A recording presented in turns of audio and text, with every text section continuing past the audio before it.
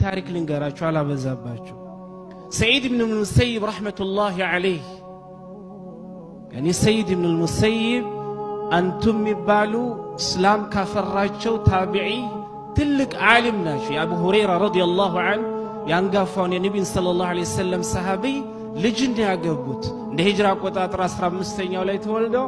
እንደ ሂጅራ አቆጣጠር 94 ላይ ነው የሞቱት ዓሊም ጀሊል በልሳቸው ብዙ ሰሃቦች በህይወት ይያሉ እነ አብዱላህ ኢብኑ መስዑድ እነ አብዱላህ ኢብኑ ዑመር ሌሎች እነዚህ መሰል ትልልቅ ሰሃቦች ይያሉ አብዱላህ ያኒ ሰዒድ ኢብኑ ሙሰይብ ታቢዒው ከታሲያኒ ከሰሃቦች በኋላ የመጡት ትልቅ አንጋፋ ፈትዋ ይሰጡ ነበር በል አብዱላህ ኢብኑ ዑመር አንዳንድ ጥያቄ ሲጠይቁና ግራ ሲገባቸው ለዛ ለተጠየቁት ነገር መልስ ሲያጡ እንደው አብዱላህ ኢብኑ ያኒ ሰዒድ ኢብኑ ሙሰይብ ጋር ሄዳችሁ ይህንን ጥያቄ ጠይቁት ለምን መልካም ከሚባሉ ብዙ ሰዎች ጋር ተቀምጧልና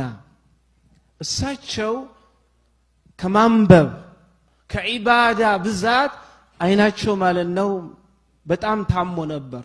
እና በዛ ዘመን የነበሩ ዶክተሮች ለአይን መድኃኒት የሚሆነው ከከተማ ውጪ ወጥተ አረንጓዴ ነገር በማየት ራስህን አክም አሉት አረንጓዴ አላህ የፈጠረው ተፈጥሮ ለአይን ማለት ነው ጥሩ ነገር ነው ግን የአይናቸው ጉዳይና ዶክተሮች ያላቸው ነገር ሳይሆን ያሳሰባቸው ምን ነበር ያሉት كيف أصنع بشهود العتمة والصبح እኔ ዶክተሮች እንዳሉኝ ከተማለቅቄ አረንጓዴ ነገር የሚበዛበት ቦታ ሄጄ አረንጓዴ ነገር በማየት የተከመውን አይን ላጠናክርና ላክምበት የለቅቄያን ይሄድኩ እንደሆን የሰላተል ጁሹብ ሱብህና ሰላተል ኢሻስ እንዴት አረጋለሁ አሉ ስለ ጤናችሁ አይደለም ስለ አይናችሁ አይደለም የተጨነቁት ኢሻን እንዴት አረጋለሁ ሱብህን እንዴት አረጋለሁ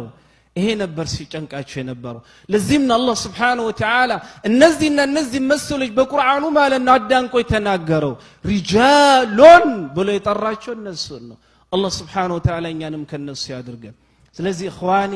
ሰላት الصبح እኔ